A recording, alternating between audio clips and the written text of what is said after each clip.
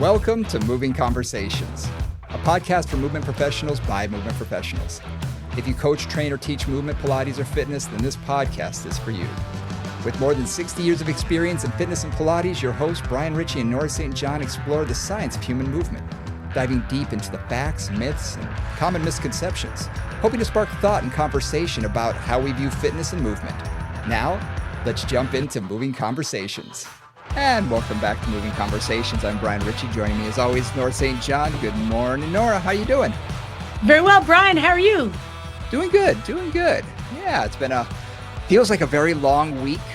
I bet it feels even longer for you coming back from the other side of the world. But it felt like a fairly long week, but it's good. And yeah, everything's going good. And you had a birthday this week, so happy birthday. Thank you. Yes, I try not to look at those too closely, but yes.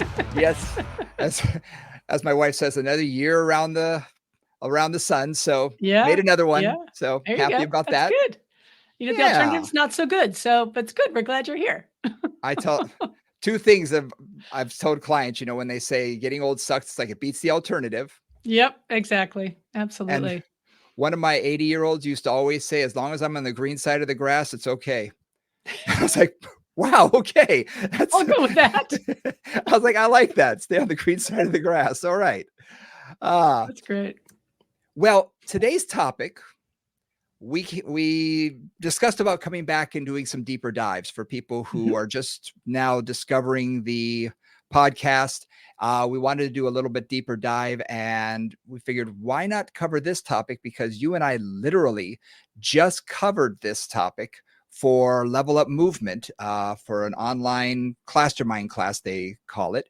And it was a little over an hour and a half or so on the discs. Don't the discs. So looking at lumbar disc issues and just disc issues generally, because they're not that uncommon, and we always get a lot of questions about them, always, from clients and from teachers and from movement professionals of all kinds. So we wanted to get a deep dive into them, see if we can help you out.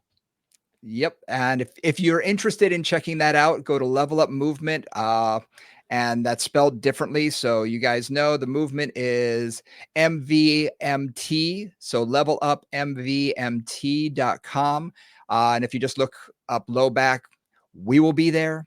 It was a fun class. We're going to be doing a Q&A. So if you have lots of questions about the lumbar spine, we're going to be doing that in a couple of weeks. So you can register for that as well on their website if you're interested. But hopefully today we can answer a whole lot of questions that you may have and don't get an opportunity to ask us directly. But before we do that, just want to remind everybody, this is Moving Conversations. You can always reach us at movingconvos@gmail.com or Moving Convos on social media, Instagram. If you check out the description each week, it also has Nora and my personal as well as the podcast socials. So you can reach us on all of those. But the best way to do it is literally just do it through movingconvos@gmail.com. And hit the like, hit the subscribe. If you're watching on YouTube, hey, you can see us you can actually see us and all of our gesticulations and our hands going crazy and things. So yeah, so that's the way to check us out each week. Hit the like and subscribe, and we'd appreciate it. Awesome. All right, let's dive in. Let's dive into those discs. Deep dive. So what are the discs? Yes. You want me to go first? So the disc. What the disc is there for, I always tell people, think of it as a shock absorber for your spine. It's really there to provide, for one, you want to keep it nourished. We want to always nourish our spine, and we're going to nourish our disc through the bones. But those discs really are there to add a shock absorption between two bones, as well as provide space, this proper amount of space, so that we have our nervous tissue, our nerves coming out through those intervertebral spaces, out the sides of the backside and sides of your spinal column. So we want to make sure we maintain that height. So we want nice, nourished, plump discs. But really, that's what the discs are there for, is to provide that cushioning. They also provide stability because they connect one vertebrae absolutely. to the other, right? So they also provide a level of security and a level of stability for the whole spine. So it connects each Yep. piece, each of the basically building blocks, because the vertebrae are like this little block sticking on top of each other, right? Yep. It sticks them together. And it sticks them together in a very particular way. So when you think about a disc, we use the analogy of the jelly donut. Okay. Yes. Now, the good thing about the jelly donut is there is a jelly donut in virtually every place that I have ever been. In That's Asia, true. it's the bao, right? In Europe, Yep. it's the Berliner, which is basically a jelly donut. And in America, it's the jelly donut. So you have a squishy middle, the nucleus pulposus, and you have a fibrous outside, the annulus fibrosus, which is a series of fibers that are in opposition to each other at a different angle. So boom, boom, boom, boom, many layers of fibers which Yep. hold the vertebra together and hold the disc material inside. Yeah. And those fibers run at different angles to provide strength. If you think about it, if you think about all of them running the same direction, well, it would give that nucleus pulposa more of an opportunity to slide through, rather than And shear forces, right? and a Any lot of shear close force. rotation is going to Yep. yeah, Absolutely. yeah. So they're at diagonals, they're at vertical, they're all these different angles to really provide a webbing to protect. And I've read in the literature anywhere from in the lumbar spine 18 to 28 layers. I do not want to be that person that had to count each one of those layers. It's, kind of like, how old am I? Well, cut me in half and count the rings. Well, that's kind of what you were doing. Good. And something that I look at too is if you're looking at the discs, when you look at the cervical, those discs are much smaller. So you're going to have much fewer of those rings because you don't need it. You don't need the same amount of stretch or same amount of protection because you don't have the same amount of stress as we do the further down we go. There's a lot more weight, there's a lot more compression. And so you need to sort of build up those walls. Think of it as a series of walls protecting the castle. The more walls there are, it's going to help protect that a lot better. So if someone is 300 pounds versus 110 pounds, would they likely have more discs, and would the disc actually probably be a larger size on that person just because their vertebrae would be bigger? Yeah. One of the guys that I dissected at one point, one of the people that I was in a dissection course with, was a really big guy. He was probably 6'3" or 4, just a big, obviously manual laborer. His lumbar vertebra were this big. The body of the vertebra was this big. So the disc has got to be that much bigger, right? So like the size of a can of Coke. Basically bigger. Yeah. He was actually even a little bit bigger. And you Wow. look at the bones that are in most of our plastic models, they're like this big. They're small. They're much, much smaller. So that was a good illustration of that fact, right? Just that there's going to be a lot more tissue because it's a much bigger disc. It's twice the size of the ones we often see in our plastic models. And that's just it. People have a tendency because they already see the exact same plastic model based on, you were the first one to clue me on this, Asian population. That's where a lot of these molds were created, we're looking at those type of bodies. So you look at a male articulated skeleton and I'm thinking, well, this person was only 5'6", 5'7". Their pelvis is a whole, you compare their pelvis to my pelvis or my bones. And I've literally taken one of their scapula and put it on top of mine. And I'm like, mine's twice as big as this. Yeah, exactly. So, it really is. The bigger the person is, you're going to have those bones are going to naturally be bigger. So it would just make sense that the discs would be larger and that there would be more of those concentric rings protecting the nucleus. So with that in mind, I want to talk a bit about how the discs get nourished, because when I first was working with rehabilitation and thinking about disc injuries, in my mind, I really thought of discs as just being problematic. Like I really just thought of the pathologies of discs. I really didn't think of them so much in terms of what brings them health, what brings them longevity, what keeps them healthy. And then I was working with Eric Franklin, he just like turned my little brain around very quickly and it was like, well, no. How do you actually nourish a disc? Don't worry about, yes, it may get damaged, but how do you keep it from that? Or how do you at least manage to keep it healthier longer? And the key thing on discs is discs are nourished by the end plates of the vertebra, by essentially fluid moving from the disc into the end plates and the end plates into the disc. And there's not a lot of fluid flow. There's not a lot of circulation. There's not a lot of nourishment there, but there is that small potential for just keeping fresh fluid, fresh material in there to nourish the disc. And that happens a lot through movement, and specifically through breathing. Yep. So if you breathe, if you breathe in and you breathe out, when you breathe in, I always imagine that space between my vertebrae is getting wider, right? I'm breathing in. It's like I'm inflating my lungs and I'm creating a little more space. It's like I'm taking that sponge and the sponge is opened up. And then when I exhale, right, that sponge squeezes a bit, fluid goes out into the end plates. And then when I open it back up again, fluid pulls back in. So rotation, breath, movement, all keep those discs happier. Movement is the key that I've always told people about. And I'm going to take a step back to what you said just a second ago. I think it's really important as movement professionals for us to constantly remind ourselves that our job is not just to help people heal, but also to help them live longer and help them nourish. Because let's face it, if we're talking about the spine, I don't know about you, but I've only met a few people that have had, herniated discs up and down their entire spine. Mm-hmm. We may have one, and yes, there's a pathology there that we have to deal with when we're working with this client. But we still should be thinking about how do we keep the other ones happy and healthy and nourished and moving properly. And I think that's something that we as fitness professionals who deal with a lot of rehabilitation, we get sort of stuck in and I'm guilty of that too, that we get stuck on the pathology.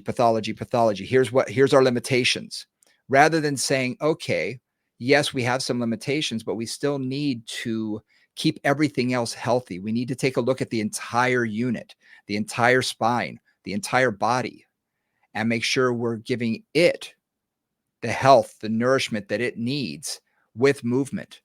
But when we talk about those vertebral end plates, that's sort of the first time I heard about those, it really woke me up, because when we think of muscles, when we think of bones, everything else, we always have a tendency to think about the arteries and the nerve supply to those areas.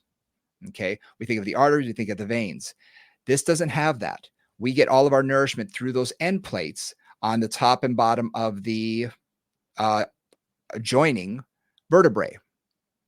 And that's so important to think about. So just having you stand up and sit down again, you're opening that area up, you're closing it up, kind of like a sponge. Think about those discs as a sponge. You're literally squeezing it out and then letting nourishment back in, squeezing it out and letting nourishment back in. So the more movement we do, I think, is very, very important for us. And one of the big risks for disc stuff is sitting. Right? Yes. Sitting for extended periods, not moving in a slumped position where that compression just keeps, and maybe not breathing much for whatever reason, because you're not doing much, right? That just is going to compress the vertebra. It's going to compress the discs, not the vertebra. It's going to compress the discs and squeeze that tissue out to the ends, right? That fluid and that nourishment out and dehydrate the sponges, if you will. And that's really where, again, standing up, moving around, taking a walk, going for rotating your spine a bit, even wiggling in your chair. This is where things like ball chairs and stuff are helpful. Just something that keeps you from staying statically in any one position. Yep. Right. Because you really you kind of don't want to be shorter at the end of the day than you are at the beginning of the day. Most of us do end up that way because of gravity. But for healthy discs, you kind of want to be the same height in the morning and in the evening, because that means you've maintained that squishy, spongy quality of those discs. You've really worked on maintaining their nourishment. And if you think about even something as simple as setting an alarm, I mean, I don't know if you have this, but my Apple Watch, it tells me to get up and move every hour. So if I'm sitting at the desk and, if you're anything like me, you can be sitting here focused on that computer and 2 or 3 hours can go by and it's like a blink of an eye and you haven't moved much. Whereas this will actually thump me and say, hey, you go stand up for a little bit. Get up and move. So that's important. Oh, okay. You get up, you walk around, you come back. At least you've got an opportunity to nourish the spine, and get your whole body moving, because we really want to stay in motion. We have a Yeah. tendency to remain seated, to remain static. Inertia is such a son of a gun. It just sort of sucks you in. Chairs suck, just, and you don't want to move. But we need to get up. We need to move around. And it's not just for our spine, but for all of our entire body. Right. So thinking about that, so that's a little piece on prevention, right? On maintaining disc health for the long run. And with all of your clients who sit at desks and work in environments like that, just remind them, like, again, have them set a timer, or make sure they get up and go to the water fountain every hour, or go talk to their buddy or something. Because that's a lot of times what will really help the discs stay healthy over time. Mm-hmm. Now, a disc injury can happen a bunch of different ways. Typically, it happens from excessive flexion over time. So, classic examples are things like, a friend of mine was refinishing their floor and was down on their knees, bending over for 3 days in a row. And this is Yep. a person who's pretty stiff and who really doesn't have a lot of hip or back mobility to start with. And now they're down on their hands and knees in a flexed position with force, because they're using like a sander and that kind of thing. And the discs don't have the endurance or the strength to tolerate that much flexion. Yep. Right. So then what happens is that annulus fibrosus gets weak, just because there's pressure from the nucleus pulposus pushing on it, and sort of wearing out some of those fibers until it causes potentially a disc protrusion, or there's a lot of different names for it, an annular tear, disc herniation. There's all kinds of different names, not all of which mean the same thing, depending what doctor you talk to, just to be clear on that. Right. But basically that wall gets weak, and the nucleus pulposus can then start to push through. Instead of being a solid wall, you get a little bit of a protrusion of that disc out of the wall. Think about that Or jelly into the donut. wall. It's basically, you take a jelly donut and you put it between your hands, and in flexion, you're literally squeezing the front side over and over and over again, like a wedge, and it's pushing all of that disc, that nucleus, pushing it behind like the jelly donut would be. And the more you do it, I mean, just think about if you kept the jelly donut that way for a long period of time, it's going to want to keep that nucleus pulposus back there, and eventually it's going to leak out. Yeah, exactly. And that's something that we don't want. We want to go, and we want to be an extension. We want that nucleus to be in the center, not slid all the way to the side and staying there for a longer period of time. Exactly. So, so with that in mind, it's like, so again, we worked on core strength, core stability. If you think about the key principles we need for disc material, for keeping the discs happy, there's movement, but there's also, where is the best position for the spine, for your spine? Mm-hmm. Finding what I often call your neutral position. Yep. Because everybody's is a little different. There's a landmarks we sometimes use to assess that, like their ASIS, your hip pointers, and your pubic bone being on a plane, relatively the same plane, either parallel to the floor, perpendicular to the ground if you're standing up. That's kind of two things that we use as a general guideline. But that's not everybody's best position. Sometimes people need to be a little more arched in their spine, a little more anteriorly tilted in their pelvis, or a little more posterior, just to get the right balance for their particular musculature and their particular back structure. Yeah, and you said it perfectly, their back structure. Because how many of us, if I took 10 of my clients and lined them up, and all of them don't have low back pain right now, every one of them is going to have slightly different neutral. Yep. Very, very few people have I worked with that have had that picture perfect neutral spine. Yep. Very, very few. And and the thing I remind, especially the younger trainers that I teach, is it's okay. It's good to have an ideal. It's good to have an ideal on paper, but that ideal may not in any way, shape, or form, resonate with the person in front of you. Exactly. It's always, yeah, go on. And also something else just to think about is, in general, that client in front of you doesn't care. Right. Right. It's not as important to them as it is to you. Now, to get them in a proper neutral spine where they're pain-free range of motion, where they can be comfortable, where they can exercise, super important to them, because once you teach them that, they're like, oh, I'm safe here. Great. I can stay here. That's important to work on it. We'll talk about that in a second.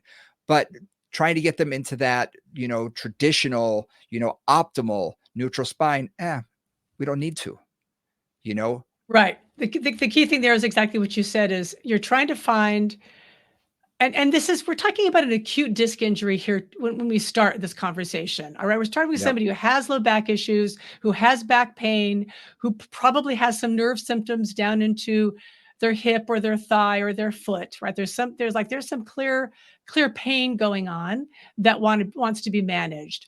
And our first step with a disc issue is always, for me, let's see what we can do to find a better position to potentially decrease the discomfort that you're currently in. Like, that's step one, is pain relief, pain control. And a lot of times that means limiting your range of motion, particularly in flexion, possibly limiting your motion in a lot of different areas. So with a lot of my disc clients, I teach them to do everything flat backed. Like, can you put your shoes on relatively flat backed? Can you roll out of bed relatively flat backed, or at least without flexing? Can you get in and out of your car, maintaining that stability and that support of the musculature around that low back, so that they're not getting that pressure into the discs in their daily activities.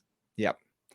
And that's super important. And a lot of it comes down to making sure that they have the mobility in their hips with that stability in their low back, because we're really trying to teach them here. And it may be a 1 or 2 degree. You and I have both seen those clients that come in and you find that area like, oh, wow, I don't have any pain. But as soon as they move a little bit, it's like, oh, there it is. So now we can say, okay, here's where your range of motion is. But now you have to be able to do things like, get up and down off the toilet and put on your shoes and get in and out of the car. Huge things. Yeah. And it's like, okay, so how can we do that? We need to make sure that they can move through the other joints as well, like moving through their hips and whatnot, so they can keep that lumbar spine neutral and stable while they're still able to do their activities of daily life, at least at the beginning. Yes.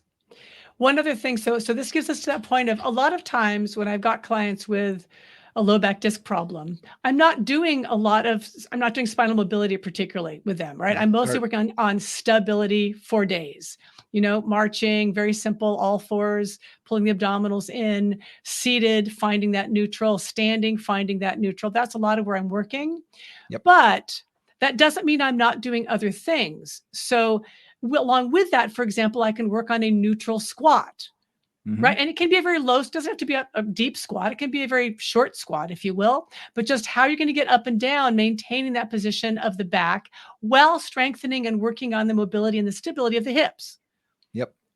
Right. And I also, if it's appropriate, and the Pilates environment is wonderful for this, because I can do a lot of upper body work without stressing the back. That's harder to do seated. It's harder to do standing, but I can do some of that supine and, do all your arm work supine with the low back. Maybe I've got a wedge under there or something to maintain the stability of the low back and get some upper body strength as well.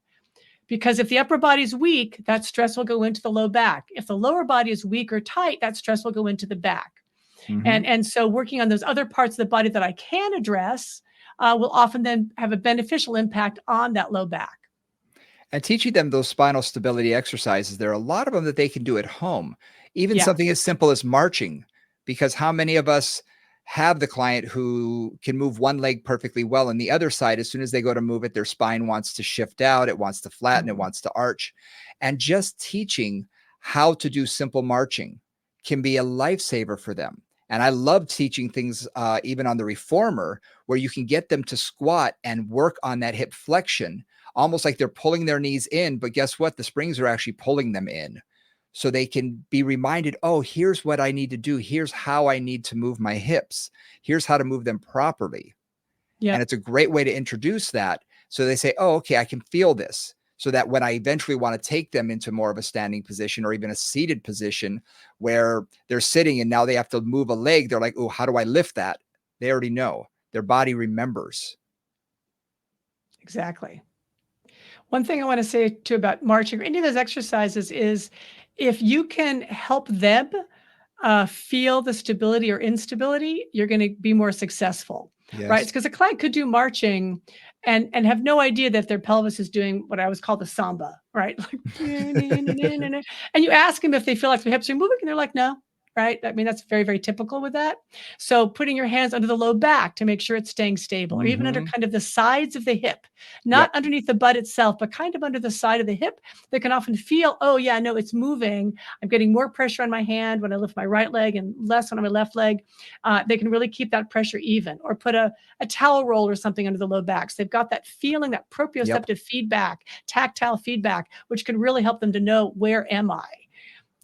When things I say about the low back is it's an awareness exercise for you and 100%. for them. But if they can be more aware of what works, what feels better, and what doesn't, then they can make the choices to do what feels better. Yep.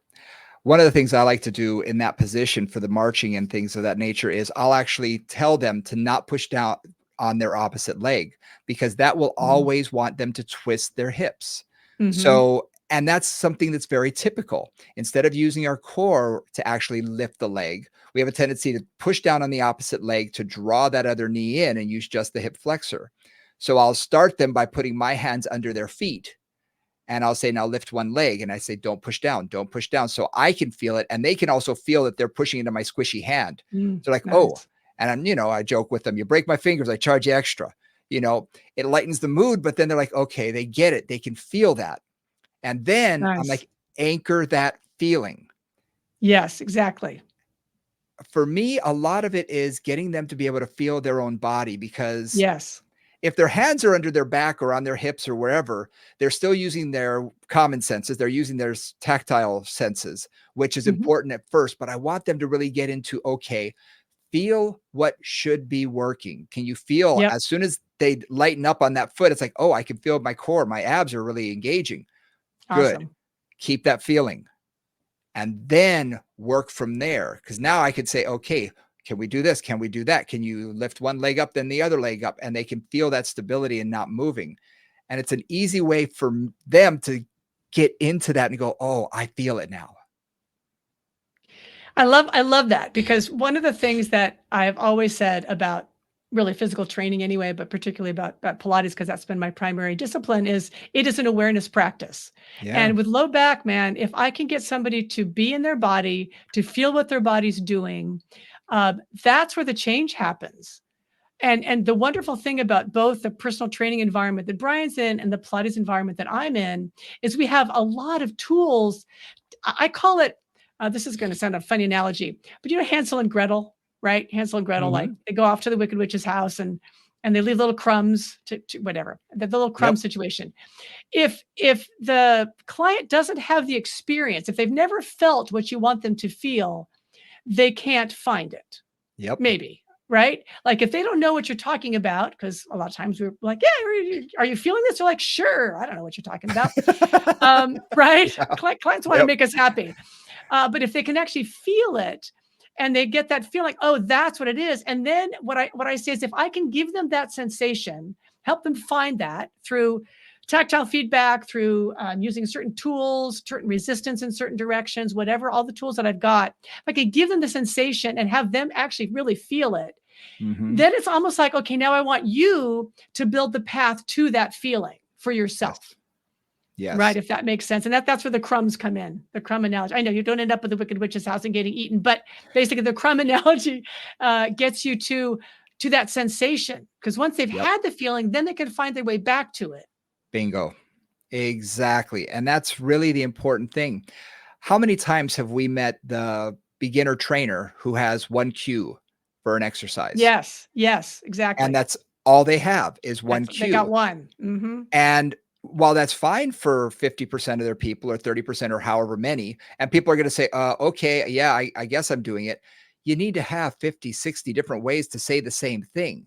And for this, it's the same thing.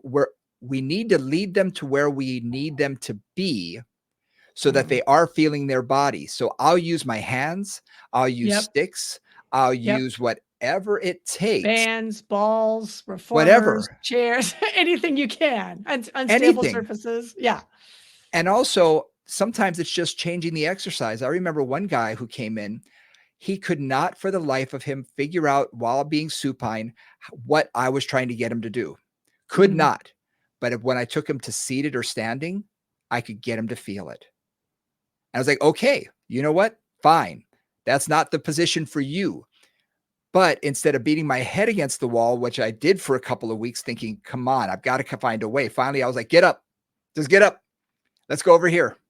Because I just needed to change everything. And once we did that, he said, oh, I can feel this. Where? That's where I need you to feel. All right, good. Let's anchor this feeling. And then we came back to that later, and he was able to anchor it. And that's a great story for several reasons, right? Because if you're not getting the results you want, right, your client isn't responding the way you want them to, they're not feeling what you want them to feel, it's really easy, and especially for a beginning teacher, but for all of us to just go, I'm just going to keep trying. Right? Yep. A friend of mine tells a funny story of he and his buddy were down in Costa Rica. His buddy's kind of a big, loud American. I'll just be blunt on that. And he's in line at a buffet. And he's like, is this fish? Right? He's asking in English, is this fish? And the guy's going, no, it's potatoes, which is papas. He says fish. The guy goes, papas. Fish, papas, fish, papas. Like he just keeps getting louder, thinking that something is going to change. And it's like, it's still potatoes. And sometimes you'll see that with a trainer, right? They'll go, well, just keep, they'll kind of double down. And the client is just getting more and more frustrated. And I've certainly seen this a few times. And it's like, just drop it. Like nothing's going to happen there. The walls are up. They're, just drop it and go on to something else maybe the same thing, but in a different environment, a different way, right? Yep. Get them around that defensiveness that's built up or that lack of success or that frustration that's built up. Yes, absolutely. You need to have a variety of ways to cue your clients. You need to have a variety of exercises because one may not work and another one might. And when it comes to working on stability of the spine, there are lots and lots to choose from. Mm-hmm. You got to find what's going to work for the client in front of you and not necessarily what you're most comfortable with. It's about the client and what gets them to the end goal first. Yes, absolutely. Absolutely. And that comes with experience. Yeah. It really, there are, one of the things that I actually had one of my trainers do that I thought was excellent. She was interested in imagery anyway and different ways to say things. Well, she actually went through her manual and she wrote down several different images and cues for each exercise, which I thought was really interesting. And because she was very attached to that particular way of teaching, but she was also like using her imagination. Because sometimes you've got to be very direct. Like I think with a lot of my athletic clients and some of my male clients, it's like, put your leg there. Yep. Right. Feel your thigh squeeze. Right. I've got to be very blunt. Other clients, I can be very much like, imagine that the energy is moving from your femur through your patella or whatever it is. And that will work for other people. And I've got to have every range in between there. I'm thinking of, I had a physical therapist. She and I were working together, and she always told me to make my abs smile. I had no idea what the hell she was telling me to do. It didn't make sense to me. And I'm good. I'm usually very vivid imagery. I work well with that. I'm creative in that sense. But I'm like, what? Make my abs smile. Smiling? Is that smiling? I had no idea what she was talking about. And finally, one day, it dawned on me, and an analogy I used was elevator doors. I said, from your two hip bones to your midline, close your elevator doors. Basically suck it in and pull it in. Yeah. Pull it in. Yeah. And when I did that, she goes, "Oh, you're making your abs smile." And immediately I went, "Okay, that's what you call this. Got it." Right. But over and over, she said the same thing over and over. And I'm thinking, that's not working for me. That's not working for me. So again, finding whatever works for you is great. You got to make sure it's working for the client in front of you. Right. And that example you were talking about was great because what we're talking about there is that engagement, right? That inner unit engagement. So closing your elevator doors, pulling your belly button towards your spine, making your waist smaller. Whatever works. Lots of ways to talk about that, right? Whatever works to just kind of pull that in. And oftentimes with a disc injury, my very first homework is pull the abdominals in every time you put any load through the back. Yes. So if you're, when you walk out that door, pull those in, then open the door. When you go to your car, pull those in, then open the car door, and then pull them in before you try to get into your car and wiggle around the way you have to wiggle around in your car. Before you lift something heavy off the stove, before you pick up your child, before you throw that baseball, whatever it is that they're doing, it's like, just start with just that awareness. Like, oh, I can sort of pull that in. Yes. That stabilizes that low back, at least temporarily, right? For that extra load that's about to come through it. So it's like, that's always like, homework number one. Well, I can't tell you how many times a client will say, well, that exercise hurt my back. And all I have to do is just say, engage your abs. Yes, exactly. And they do that like, oh, it doesn't hurt anymore. I'm like, exactly. But what you said is perfect when they are at the very beginning stages. A lot of times people come to me after physical therapy and they've learned how to brace and they know how to tighten everything before they move. Hold and I'm it like, together. Great. Right. And at that point, that's what they needed. Yeah. And now it's like, okay, we need a little less of that because, I'm not trying to create hemorrhoids here. We don't need to increase intra-abdominal pressure that much, but we want to get the engagement. And that's when we can go back a couple episodes ago. We talked about the inner unit, trying to get the transverse abdominis firing. And just, a great way that I find when they're in a supine position and they're like, I don't understand what you mean. I can't do it. I'll tell them, take your hands, put them together like you're praying and push them to the sky. So their arms are directly in front of them. And I'll say, okay, now I'm going to ask you to engage your core. And I gently push on their hands in one direction. So I'm basically providing that rotational. Now I start very slowly and suddenly I can see when their eyes get big, they're like, oh, did you feel your abs engage? Great. And I'll pull the other direction. Do you feel your abs engage? Yes. Okay. Now I want you to engage your abs as you try and get up off the table or as you try and push this. I'm going to put a band in your hand and I want you to push. Now engage your abs, same way. By getting them to feel it, they're like, oh yeah, okay. They can recreate that without that bearing down, which is what they were taught. And that's fine at the beginning, but now we need more of an engagement rather than a feeling. And it needs to start to be more dynamic, right? We talked about stability there. The reformer, the Pilates environment, similar. And I can add somebody just is sitting, let's say they're sitting, however they're sitting on the reformer and doing arm work, right? Pressing both straps forward. That's a really great place to say, okay, engage your abs, then push. Engage your abs, then pull. Engage your abs in long stretch, right? In a plank position. All those ways to get that going. But the other thing too about going beyond the bracing piece and even beyond the don't move your back out of this position piece, because that's an early phase rehabilitation, is at some point you're trying to get them back to more normal movement patterns, right? Not completely restricted and kind of corseted movement patterns. Those are really great for pain control often at the beginning, but some clients can get attached to those way beyond when it's useful and actually cause other troubles. To take us like back to the beginning for a moment, if you're really not moving your spine at all, you're decreasing that nourishment to the rest of the discs. Right. And, when somebody's afraid of spinal movement because they've had back pain, they'll often just sort of solidify the whole thing, which isn't ultimately healthy for anything. So I always find that in some ways that breaking those barriers, breaking them into more full body movement is a really interesting and tricky place for clients. Starting to go into flexion, starting to go into extension, starting to add rotation. Those are the moments where I find I've really got to be very, very gentle, very careful.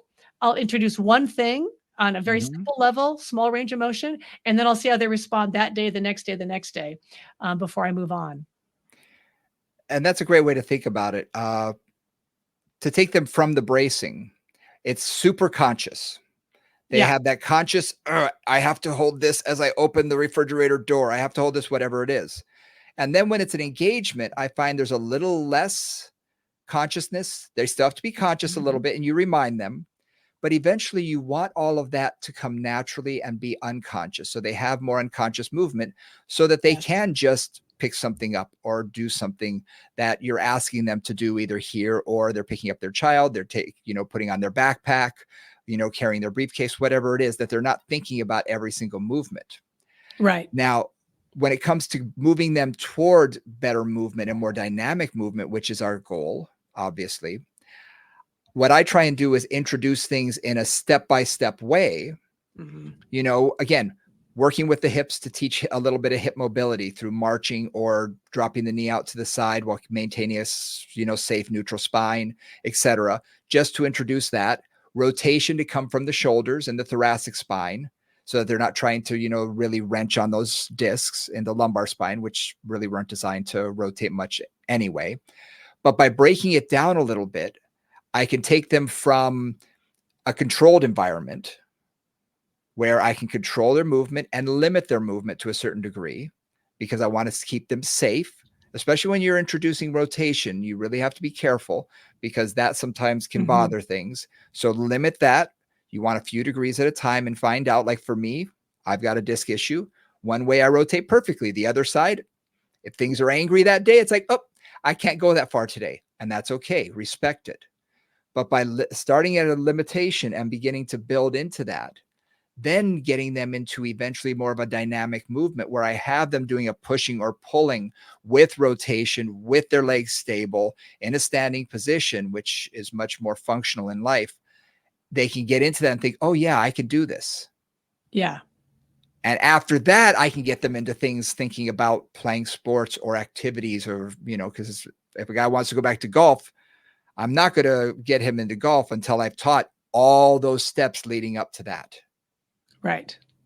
You have to take it sometimes by chunks and reintroduce things. And I find that works. Yeah. That works great for some of my clients. Yeah, absolutely. Yeah. And so, with disc things, you have to look at that. You have to look at where they're trying to get to. Right. So we've talked about sort of the beginning stages, and then we talked a little through how do you progress them forward, but where are they trying to get to? For a lot of my clients, when I was working at St. Francis, especially, they were kind of just trying to feel better, because they were in a lot of pain, a lot of discomfort, and they weren't really looking at doing anything beyond ordinary daily activities. But even that, then teaching them how to put their shoes on, teaching them how to put their pants on. If you've ever tried to keep your hips flexed and your back neutral, you put your pants on, it's a little bit of a challenge. A little bit. Right. I mean, even getting out of bed without any rotation is a little bit tricky. Like, okay, oh, hey, log roll over and then kind of push yourself up. So, so just working on where they're trying to get to. Again, are they trying to get back to golf? Are they trying to get back to dance? Are they trying to get back to cycling, which is a pretty flexion oriented activity? And then how do you gently build them back up into that? Yep, exactly.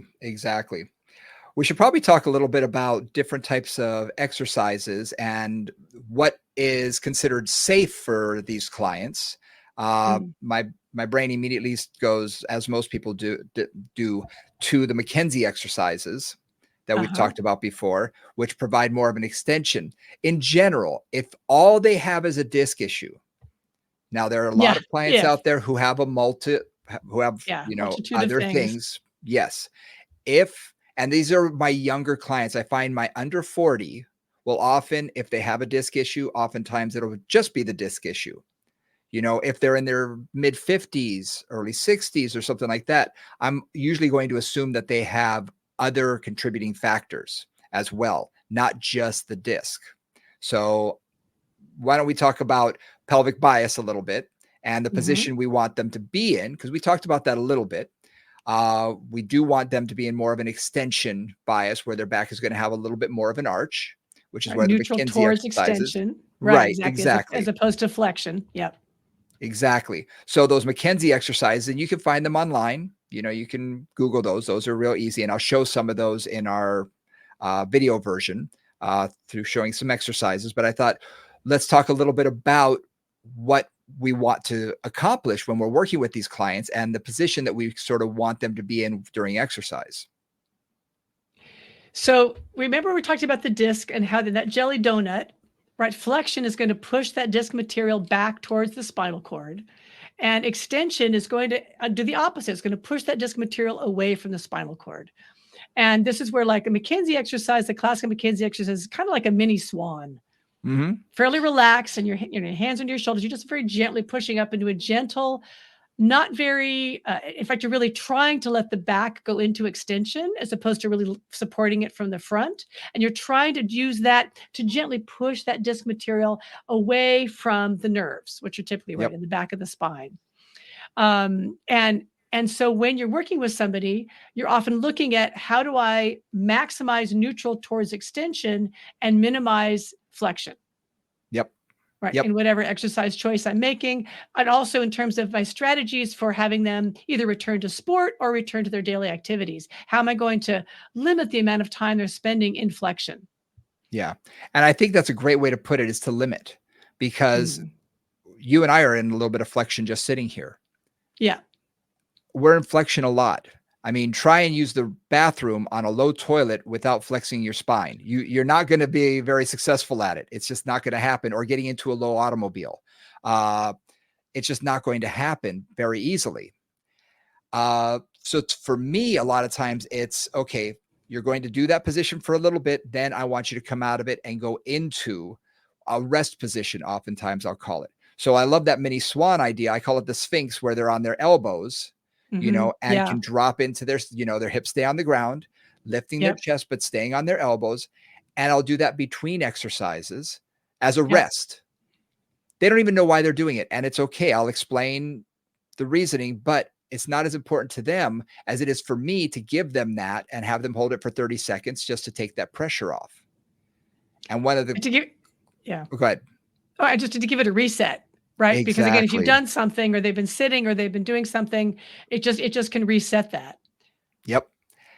I love teaching also for people when they're out grocery shopping or out doing something where they're in a standing position, is just put their hands on the back of their hips or their low back, gently push forward as they lean their chest back and they arch their back.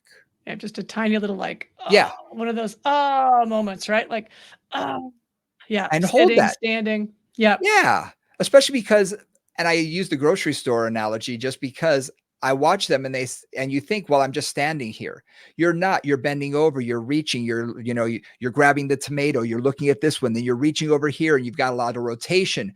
You're moving around more than you think in a flexed position when you're picking things up, or you're reaching on that bottom shelf. And so when you're in line, just stand there and do that little arch. Hold that 10 seconds, 15 seconds. It can just take the pressure off. And a lot of the clients that I've had who have had disc issues say that is a godsend. They love the feeling because it does. It helps them just to relieve it for that brief period of time and hit that reset button. That's a great way to put it. Hit that reset button. That's great, Brian, because I do that a lot with clients, and I've in a lot of different ways, because it resets it. And one thing that I want to say along with that is many clients who have low back pain think that a forward fold, or basically like a hamstring stretch, leaning over where they're putting their back into flexion, gives them temporary relief from their back pain. Right. So, especially I think about my dancers who are like, stretching is everything. I just need to stretch more. And it's like, okay, stop doing that. Right. Just you have to stop doing that for now and instead go into this extension move, because I have to say extension is not intuitively obvious if you have back pain. No, it's not. It's not at all. It's like that's not really what you want to do. You most want to kind of curl up in a ball and wait for it to go away into flexion. You don't really want to, my back pain. I've got back pain. That's not really the inclination. So teaching them about that importance of extension is just a critical piece. And again, not intuitive. It's not. And I think that's the key. Their intuition is to stretch it because they feel the muscles. They don't feel the bones. They don't feel the discs. They feel the muscle, and the muscle stretches. Well, those muscles can often be in spasm. And so when you stretch them, you get a very brief amount of temporary relief. Exactly. But as soon as they sit up from there, they're taking themselves into extension. That's when the muscle's like, oh, I'm going to grab now. When we're doing some of these other, reset exercises, these McKenzie exercises, it's about relaxation. It's not about getting those muscles to fire yet. I'm not doing a back extension exercise. Curve happen in the low back, right? Really let it just kind of sink, let your belly sink into the ground. Yeah, let gravity help you and allow those muscles to relax into extension. And that will allow that disc to just help it reset forward so that jelly will slide back in, rather than trying to get on a back extension machine where you're just aggravating the muscles. It's more about a relaxation. Right. Good point. One last little thing about that is being cautious with just how let's see, how clients really take some of this stuff in. What I wanted to say was, oftentimes with disc injuries, you have a version of sciatica. You have some irritation of the nerves, right? And that's a lot of what we're trying to get rid of. So I just wanted to point that out. With more than one client, the first time let's say they're having some sciatic symptoms at the moment, or they're having some burning into their thigh, or their butt feels a little bit like it's got some nerve symptoms, or if it's tingling down into the foot, and they take that McKenzie work, and more than once, it's like, oh, the pain went from my foot and is now kind of moving up towards my spine, right? Like it moves, it's called centralization, right? And that's when I really know, like, that is the right exercise for that person. If they get a decrease in nerve symptoms that immediately, which occasionally happens, then I know I'm absolutely on the right track. Yep, absolutely. Now I'm going to put one caveat in here. Yes. Okay. Because you and I have said this many times on this podcast, and we're probably going to say it many, many, many other times. Just because their MRI says that they have a disc herniation doesn't necessarily mean that's what's causing their low back pain today.